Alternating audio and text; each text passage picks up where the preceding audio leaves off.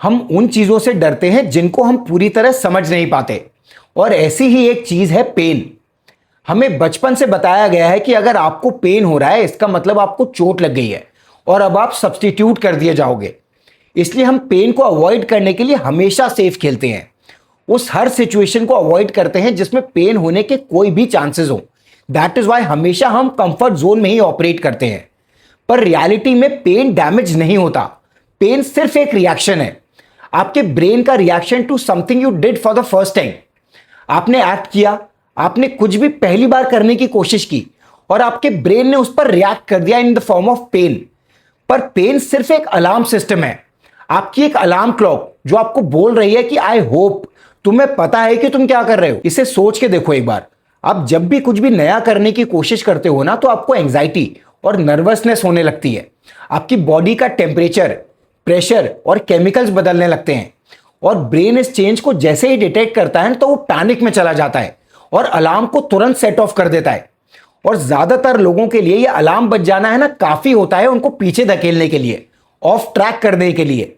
और अगर आप ऑफ ट्रैक हुए तो ब्रेन का तो मिशन अकम्प्लिश्ड, उसे आपकी ग्रोथ से थोड़ी मतलब है, उसे मतलब है आपके सर्वाइवल से। और आपके सर्वाइवल में वो एक फ्रैक्शन का रिस्क भी नहीं लेगा। हमारा ब्रेन है ना डिजाइंड ही ऐसे है, वो छोटी सी चीजों को भी बहुत बड़ा बनाता है। मतलब ब्रेन के सामने अगर बिल्ली भी आके खड़ी हो जाए तो वो उसे टाइगर मानने लगता है। चेंज कितना भी छोटा हो ब्रेन उसे लाइफ थ्रेटनिंग ही ट्रीट करता है और फिर उसे कंप्लीटली अवॉइड या एलिमिनेट करने की कोशिश करता है। ब्रेन आपको सोचना समझने का मौका ही नहीं देगा कि भाई इस चेंज से आपको फायदा क्या होगा, आपको लॉन्ग टर्म में क्या बेनिफिट्स हो सकते हैं। वो तो एक सेकंड में अलार्म बजा देता है। और फिर ये जो एंजाइटी या डिस्कंफर्ट है अगर ये आपको पीछे धकेल दे तो फिर ब्रेन इसे सेलिब्रेट भी करता है। मतलब ब्रेन आपको सक्सेसफुली केव के अंदर तो धकेल देगा, आपको सरवाइव करा देगा, लेकिन आपको ग्रो नहीं करने देगा। अगर आपको लाइफ में ग्रो करना है तो आपको इस अलार्म सिस्टम के साथ अपने रिलेशनशिप को मैनेज करना पड़ेगा। देखो आपकी माँ और आपके ब्रेन में है ना एक फर्क है, आपकी माँ बियॉन्ड अ पॉइंट आपको फिजिकली कंट्रोल नहीं कर सकती, लेकिन ब्रेन कर सकता है और करता भी है। अगर आप ये रियलाइज कर गए कि ब्रेन सिर्फ एक ओवर प्रोटेक्टिव पेरेंट है तो जो ब्रेन के सिग्नल्स है ना उनकी डेफिनेशन ही बदल जाती है। एंजाइटी या डिस्कंफर्ट का मतलब ये नहीं होता कि आप ये कर ही नहीं सकते, उसका मतलब यह है कि आप किसी नई टेरिटरी में पहली बार एंटर कर रहे हो।